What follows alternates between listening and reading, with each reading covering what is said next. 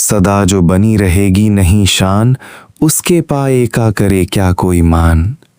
प्रत्युत मन को भ्रमा के वो हरे बोध, भद्र पथ का ही या से हो अवरोध। मन या चित्त कभी भी एक दिशा में नहीं रहता, भले इसकी अवस्था दुख रूप के कड़वे अनुभव में हो या सुख की अवस्था के मधुर या मीठे स्वरूप में, परंतु यह कभी भी एक समान नहीं रहेगी। जैसे इसी मन या चित्त के भीतर बसा या बैठा ज्ञानदेव स्वयं चेतता रहता है, इसी प्रकार स्वयं ज्ञान या जानने के स्वरूप से एक रस होते हुए भी यही चेतन देव मन या चित्त आदि से लेकर शरीर के अंदर की प्रत्येक वस्तु को क्षण क्षण अपनी विद्युत शक्ति के समान क्रिया शक्ति रूप माया द्वारा परिवर्तित करता या बदलता रहता है। हमें भी इसी सत्य पर विश्वास रखकर अपने भीतर बदलते हुए इन सब में क्षण क्षण उसी चेतन या ज्ञान स्वरूप को पहचानने का यत्न करते रहना है। हमारे यत्न को जो सफल नहीं होने देता, उस तत्व या शक्ति को भी पहचानकर उससे भी मुक्ति पानी है। अब इसी परमेश्वर या व्यापक ब्रह्मा तत्व को पहचानने में जो विघ्न या अड़चन है, वह है संसार में क्षण क्षण बदलने वाली तथा मान, आदर और शान को टिकाए रखने की मिथ्या तृष्णा बाली में या अहंकार, जो कि थोड़े से अपने समय या आयु के किसी भाग के सुख को सदा बनाए रखना चाहता है। जो भी कोई बाहर जगत में शान या शोभा, मान, आदर आदि हैं, वह सब अपने अपने समय के ही हैं।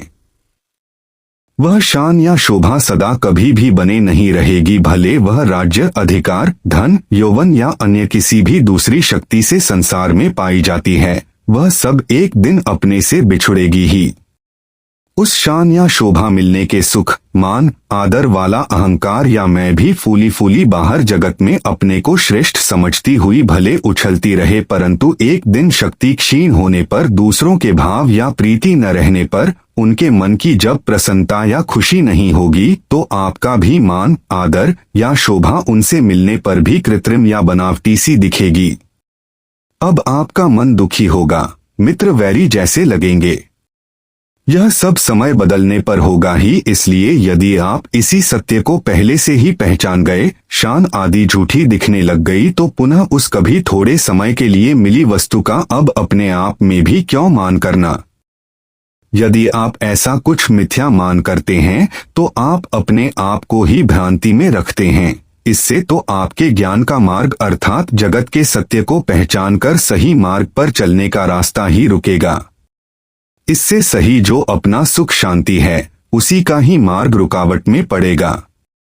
इसलिए इस पद्य का सारांश यह है कि मनुष्य जन्म से या अन्य बाहर के साधनों द्वारा पाई गई अपनी बाहर की संसार में उछलने वाली मैं का मोह छोड़कर अपनी शक्ति द्वारा सारे विश्व को चलाने वाले परमात्मा को पहचाने और उसी में सर्व भाव से खेल रहे ज्ञानदेव या चेतन ब्रह्मा को भी समझे और बाहर की तृष्णा से सर्व प्रकार से रहित होकर उसे क्षण क्षण अपनी लीला करते हुए को ही सब में पहचाने और राग, द्वेष आदि सबसे रहित हो। जब संसार से मन टले तो भी है अव्यक्त भाव में, यहाँ वह जो एक रस है, केवल ज्ञान स्वरूप है, उसे ही समझने,